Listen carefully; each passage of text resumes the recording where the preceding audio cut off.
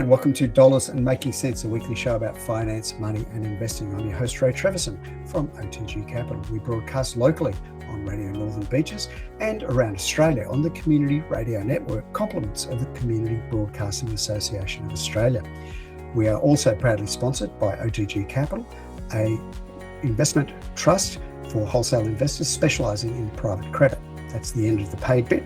We're now into the good stuff, where we are talking today to Justin Bott, who is the Media Information Officer from Services Australia. You may know them also as Centrelink. Now, Justin has been on the show many, many times, and we are talking about a whole range of really good stuff. Just recently, I found out all about a couple of services I had no clue about. And given my age and the fact that I've been around a lot of not-for-profits, I was really genuinely surprised. And that's good. I like that. So I can always say I've learned something new. And so, Justin, today we're going to talk something that is a bit near and dear to my heart, but I think it's probably near and dear to a lot of people at this point in time, given we've just had a recent federal budget. And we're talking today about, retiring. Now, it's one of those interesting things because the retirement age is something that we discuss, but I guess because of various finances and various rules and tax breaks and super, people can start thinking seriously about retiring anytime, I guess, from 60 onwards. And the actual retirement age has changed over, I guess, the last 15, 20 years as well. So I guess to get things started, how big is when to retire a decision? How big is that decision? Yeah, it's massive. So this is one of those life-changing, life-altering decisions. It's right up there with getting married, having kids, buying and selling a house is retirement. And that's because yesterday I might have been working full-time and I had him working with employers or employees and, that was part of my identity. And today that's all stopped. And from this point onwards, that whole part of my life is not there anymore. And from a retirement investment planning, yesterday it's the end of me spending 40 plus years compulsorily saving for my retirement to just theoretically click over to, from today, be happy to spend the money that I just spent all those years trying to build up in the first place. So there's a real mental shift that occurs when I'm coming into retirement. And it's not a short time either. Retirement is potentially, for some people, 30 plus years. So you're looking at basically another working life on top of the working life that you had for living in retirement. And so the big question there is, am I planning for 15 years, 20 years? And I'm sure there's a lot of people when they come into approaching retirement, they come up with great strategies to look after themselves for the next 2 years, but they don't think about where they're going to be in 5 years' time, 10 years' time, 20 years' time. New cars, new washing machines. What repairs am I going to need for a house over 15, 20 years? I haven't put any thought into any of those sorts of issues. So it's a lot happens, and there's a lot of thought for people that have never thought about these sorts of things before that they need to start thinking about when they retire. Wow. When you put it in those terms, I've only been in the finance game for, I guess, 8, 9 years now. I used to be in IT before I cross-trained over. And one of the aspects, I guess, when thinking about retirement, there are so many people involved in this sphere of financial services. We've had a lot of them on the show. So we've had people that do estate planning, last wills and testaments, powers of attorney. So, you may retire, but are you compos mentis or are you doolally?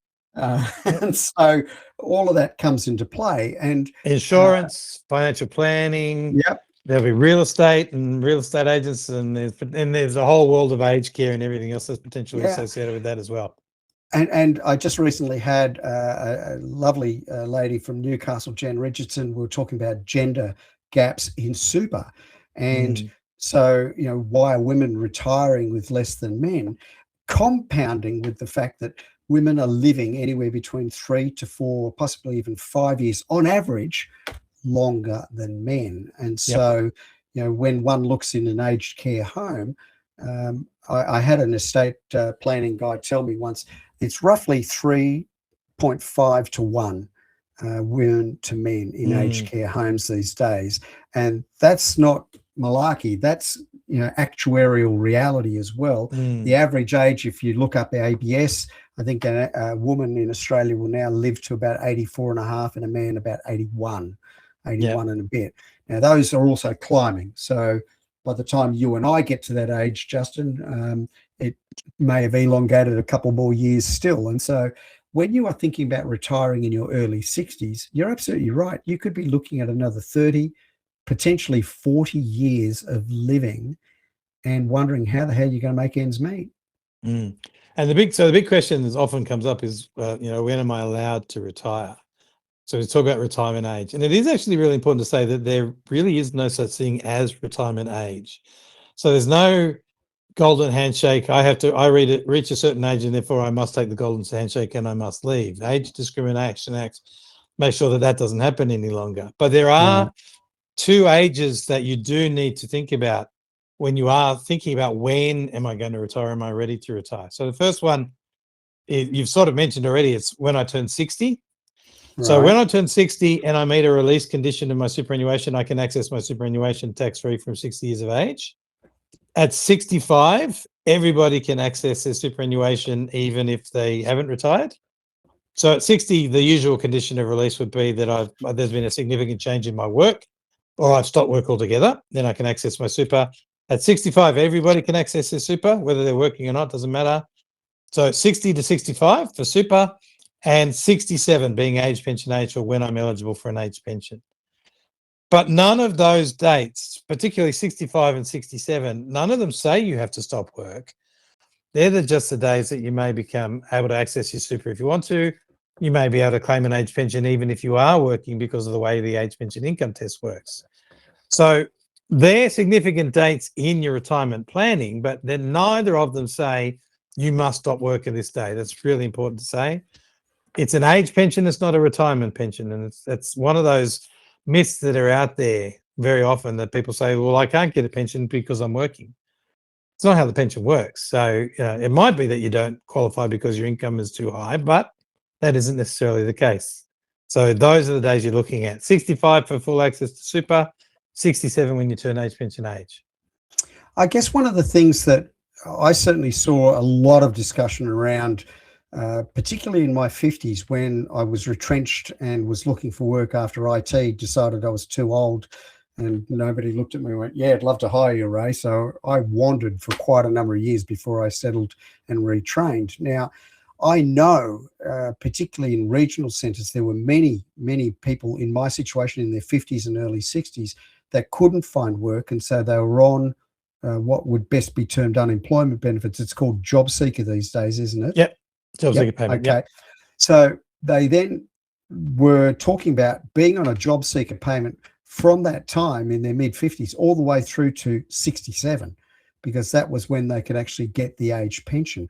Is that still a thing, Justin, that men and women in that horrible bracket of mid to late 50s and beyond that find it hard to get work? And even the kids are finding it hard these days, and AI is not making our lives any easier.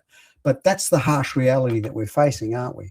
Yeah. So if you're not yet age pension age, and we know that statistically speaking, there is a significant number of people, I can't tell you the actual numbers, but it's a large number of people who've had to stop work earlier than they intended to stop work from forces completely outside of their control.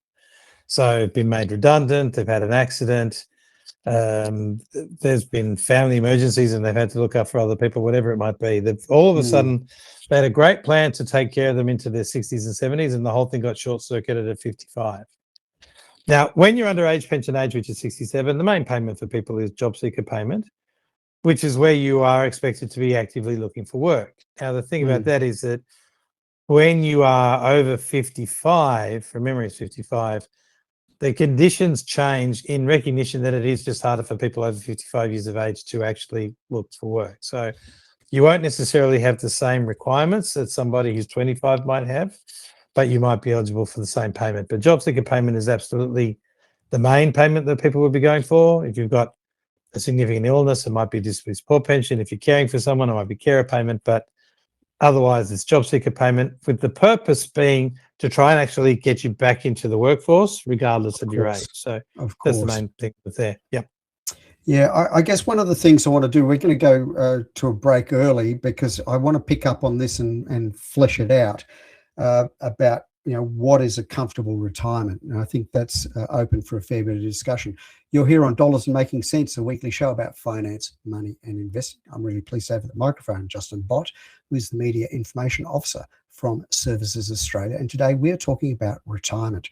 We're going to take a short break and we'll be back with you in just a moment. Hi, and thank you for listening to Dollars and Making Sense, a weekly radio program about finance, money and investing on Radio Northern Beaches and nationally on the Community Radio Network around Australia. The views, comments and opinions aired during our program should not be construed or viewed as financial advice. Any commentary is general advice only and does not take into account your objectives, financial situation or needs. You should consider whether the advice is suitable for you and your personal circumstances. If in doubt, you should contact an authorised licensed financial planner. We welcome questions and feedback, and you can get in touch with us via our blog, social media channels or email. Please search for Dollars and Making Sense in your favourite podcast platform or check out our blog at otgcapital.com.au/blog.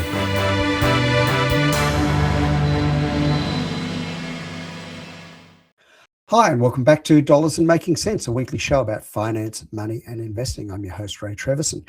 And with me this week is Justin Bott, the Media Information Officer from Services Australia. And we're talking about retirement. Now, before we went to the break, Justin, we were talking about age, the three important ages, 60, 65 and 67. And one of the things that I'm finding of interest, ladies and gentlemen, I do engage in social media, again, depending on your flavour, but I actually see Justin coming across my feed in other bits of media that he does, and it's nice to see.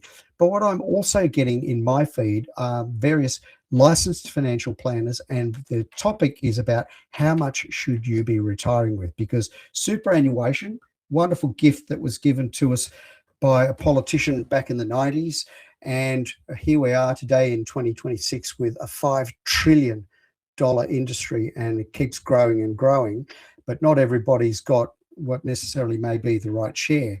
Now, there's an agency, I think it's AFSA, the Australian Financial Services, something like that. I can't remember, but there's an organisation out there that says, we think this is the number that you need in today's terms. And I think I saw the number about $77,000 a year to be able to be comfortable. Mm-hmm. Now, a financial planner then came out and said, that's bollocks.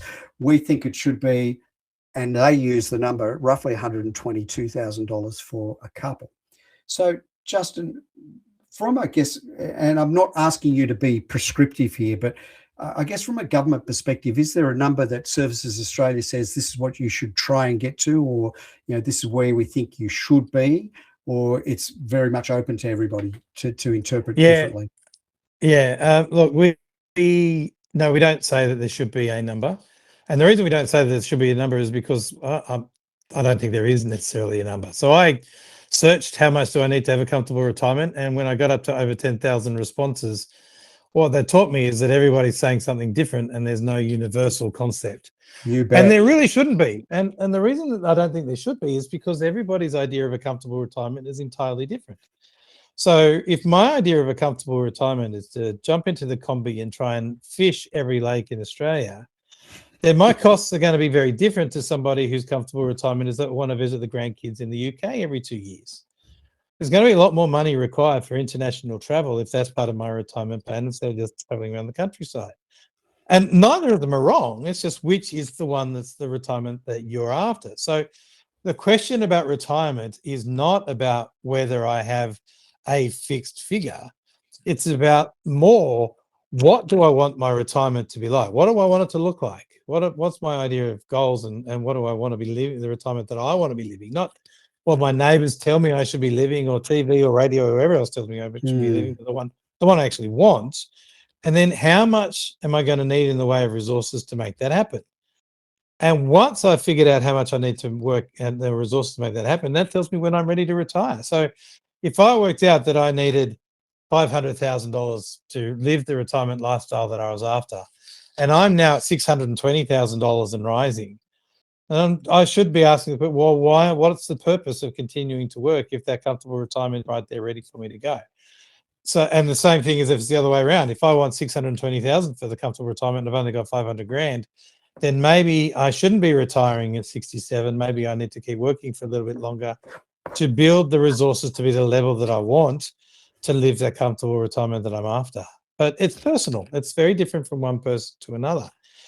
Now, I'm just going to throw something else in there. You mentioned the amount of money that's sitting in super, completely off topic, but since you mentioned it, these ATO, so the Australian Taxation Office, has just come out and told everybody that they've got roughly 27 billion in lost super. Wow. So at the moment, there's somewhere in the vicinity of 27 billion in lost superannuation, which means that there's people that may have multiple superannuation funds, have forgotten about the number of superannuation funds that they have, and they may have a share of 27 billion waiting to be paid out to them. This is completely aside from everything else we talk about, but they only came out with it a little while ago. Gee. So you can go to the Australian Taxation Office website, so ato.gov.au, and search lost super there. You can also do this through MyGov.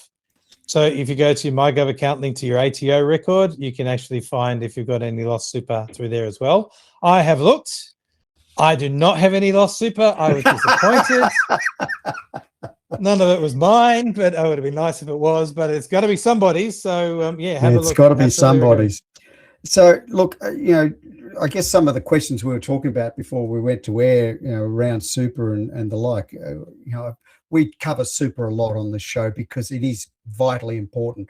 And we're now at 12%. There are many countries around the world that look at our superannuation system with envy. It is the envy of the first world, what we can do and where we're at. And I always like referring people to 3 phases of retirement. And again, I got this from estate planning people. There's active retirement, passive retirement, and then there's decline. And obviously, when you think about those terms, they're all very health related. They're not dollar related. They are health related. And I guess one of the aspects around what it takes to be comfortable, I guess, Justin, relates back to frame of mind, I guess, and what you constitutes what comfort is, but also are you healthy enough to necessarily enjoy doing stuff? And I'm just going to use stuff as that word, and stuff can mean a whole range of different things to a whole range of different people, and everybody's right. There's no wrong answer in that regard. I think the other aspect as well that and this is where, when you're in this industry as a fund manager, I come across a lot of divergent views, particularly now the budget's come out and people are getting up in arms about capital gains tax and CGT discounts and the like. And the purpose of superannuation is something that this current administration is now going at pains to try and explain. And I keep having these discussions with younger people as well. The purpose of superannuation is not intergenerational wealth transfer. That's not what it's for. And one of the biggest issues that the SMSF Association, Australian Shareholders Association, all the advocacy groups I come across, I keep getting the messages wrong. That's not what super is for. And the biggest complaint that the ATO probably has right now is that people aren't spending their super. Now, you're right in saying that. So the purpose of superannuation is to build wealth while you're working. This is compulsory saving, where your employer's putting money aside on your behalf, and that is to enjoy that superannuation when you're retired. So when you actively choose to retire, certainly when you're 65 years of age, you're able to access your super. Everybody can at 65, whether you're working or not. Now, there's nothing that says you have to do anything at that point. There's no, you must do this with your superannuation. You can pull the whole lot off and pay a mortgage off from the family home, which is becoming more and more common. You could be pulling it all out and just shoving it into a bank account because you don't like the way the world is working. You could buy investment properties. You can buy shares directly. You can do whatever you want with your super. You can give the whole lot away if you wanted to. But it's intended to go into an income stream. And the most common income stream, I'm sure you guys have spoken about on this channel beforehand, is account-based pensions. Yep. Now, these vehicles are mathematically designed to run out of money. They're mathematically designed to make you spend everything within the fund. So super's purpose is to make you save, and account-based pensions purpose is to make you spend. Can you say that again, please? So superannuation's purpose is to make you save money. That's the compulsory saving. And account-based pensions purpose is actually to make you spend the money that you've saved. It's a completely different change. Exactly. They do that through the minimum payments that you're required to take. So if you have money in a super and you move it into account-based pension, you can't just have it sit there and do nothing. You are required by law to take a drawdown. And that drawdown gets bigger as you get older. So at 65, it's 5%, then 75, it starts moving up. When you're in your 80s and 90s, it's moving to 9, 11, 14%. And as you can imagine, you can't draw down 14% or 9% out of your fund just relying on investment return to manage that. You are going to be using capital to top up that amount of money, which means as you're spending capital to get the money, the pension that you have to take from the fund, your capital is getting smaller. Therefore, as you continue to take 9% from the balance of the fund, you're going to be drawing more and more capital. And as you get older, that amount gets bigger. Now, I've heard in the past that the idea of a perfect account-based pension is the one that hits $0 on the day that you die. Perfect. So you spent all of your life to save it, and then you spent all of your retirement to spend it, and there's nothing left over for the next generation. Now, the nice thing about them is that there is this very nice trade-off that comes with this compulsory drawdown. So I must take money. Where's the big benefit for me? And the big benefit for you, certainly if you've got your money over the limits, you haven't got too much in them, is that you're able to take advantage of their zero tax environment. So when you're over 60 years of age, as long as you're under the upper limits of the amount of money that you're allowed to put into one of these products, there's no tax paid on any of it. There's no tax paid on the pension that you're getting from it. There's no tax paid on any interest that you earn within the fund. There's no tax paid on any lump sums you take out of the fund. And there's no capital gains tax paid on any assets that are sold within the fund. So there's this completely tax-free environment. But the trade-off to access it is knowing that I am going to be eventually using my capital. Now, when it's 5% minimum, I can well and truly be investing to get better than 5% returns, and I'm still able to watch my fund grow. I'm drawing down 5 and maybe earning an average of 8, so my fund is still growing. But then it jumps and it jumps and it jumps. And so it gets to a point where it's just unreasonable to expect me in my mid-80s to try and pursue the levels of return to manage a 9% or 11% drawdown. It's just not a reasonable thing to do. And so I'm going to be watching my capital be depleted, and eventually my capital will be spent, because that's what they're meant to do. That's not. I love it. Thank you. Not it's not an accident. It's a mathematical requirement by of design. These funds. Yeah. By design. Now, and it's really important to. I was going to say, really important to know that as you go in. Yeah. So it's no surprises. This is what they're designed to do. I acknowledge that. I take that on board and then use it. I can obviously pull out whenever I want to. Yeah. But this is the experience I'm going to get when I put this amount of money into an account-based pension, which is why it could be part of the retirement plan, might not be the whole retirement plan or portfolio, but it could be a solid part of it. And I guess in rounding out this discussion, one of the nice graphs I saw on one of these feeds from a financial planner is, as this particular drawdown started at about 1.8 million, drew down, and by the time this particular case study got to their mid-80s, there was another little bar that started coming up underneath it, and that was the age pension. So even somebody that starts off not having an age pension can get the age pension later. So let's round out and quickly cover off what is age pension eligibility. Yeah, you're quite right. So it may be that an age pension age, we already mentioned, age pension age is 67. So that's how old you have to be in order to get a pension. You've got to meet the residency requirements, which is 10 years as an Australian resident, at least 5 years continuous within that 10-year period of time. So they're your basic eligibility requirements. I've got to be 67 and older, and I have to have been living in Australia for at least 10 years with 5 years continuous. Then how much pension you get is going to be determined by your income and assets. So whether I can get a pension means that I have to have income and assets under those income and asset tests. So there's a point where the pension can't be paid because I'm either earning too much or I own too much. Now, from the 20th of March, and these all change on the 20th of March, 1st of July, 20th September, these figures change. But as of the 20th of March, if I'm a single person, I'm allowed to have $68,114.80 per annum in assessable income, while my pension is still payable under the income test. As a member of a couple, that's $104,020.80 combined in assessable income where it can be paid under the income test. When we're looking at the asset test, so the amount of things that you own, if I am a single homeowner, so I own the home that I live in, then I'm allowed to have $722,000 worth of assets, in most cases not including the family home, to be eligible for under the assets test. Or for a member of a couple, it's $1,085,000 in combined assets under the assets test for it to be paid under those. Right. Okay.